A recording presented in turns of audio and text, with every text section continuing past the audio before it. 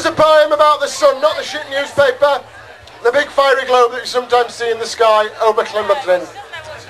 I stayed up all night thinking about the sun, and then in the morning it dawned on me.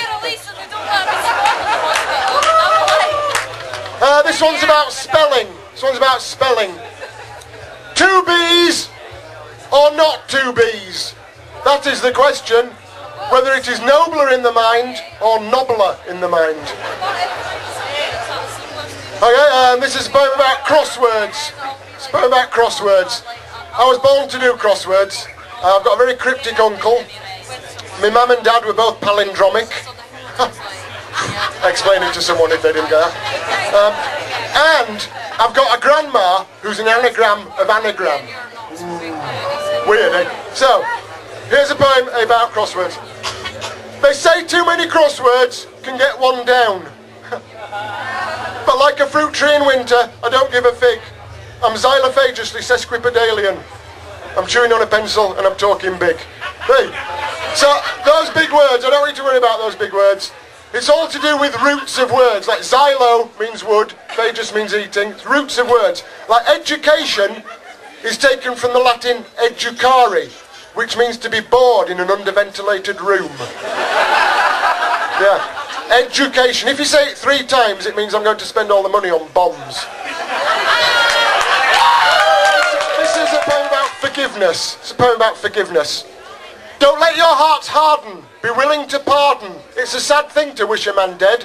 Take that Osama bin Laden. He's been living in my garden. I gave him the keys to my shed. I've said no more Twin Towers or abuse of dark powers. I've been teaching him how to tell jokes. And he spent so many hours growing veggies and flowers, he's turned out to be a really nice bloke. He was used to being feared, but I like to think that I've steered him some way to being more meek. And he still looks a bit weird with those eyes and that beard, but he's quiet and he mows the lawn once a week.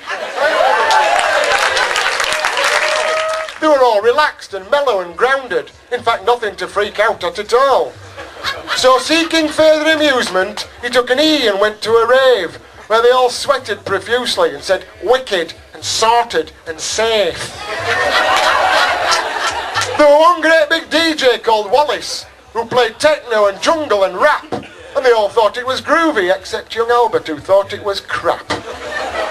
So straightway brave little fella, not showing a morsel of fear, talked on the skunk that he couldn't really handle and shouted in Wallace's ear. My name is Albert Ramsbottom, and I'm just down for the day. And I was wondering if you could play some Temptations, 4 Tops or Marvin Gaye. You could see the DJ didn't like the idea. For giving a kind of a grin, he put on some ultra-hard techno jungle, which did the little lad in. Now Pa, who'd seen the occurrence and didn't know what to do next, said, Ma, yon DJ's freaked out our Albert. And Ma said, I am vexed. Then Mr. and Mrs. Ramsbottom, quite rightly when all said and done, complained to the rave organiser that the DJ had freaked out their son. Now Ma had turned a bit awkward when she thought how her son's mind had gone. She said someone's got to be summoned, so that was decided upon. So off they went to the healing field, where the wise woman was hanging about, and they explained what had happened to Albert and about the DJ freaking him out. The wise woman gave her opinion, that the techno was really to blame, and what with the E and the skunk, well, it had scrambled the little lad's brain. So she gave him a joint of homegrown, and she made him lie in a field, and she put on a Van Morrison tape, and soon young Albert was healed. At that, Ma got proper grateful. Well, thank you, miss, kindly, said she, and she had a quick talk on the homegrown, and they all went home for the tea.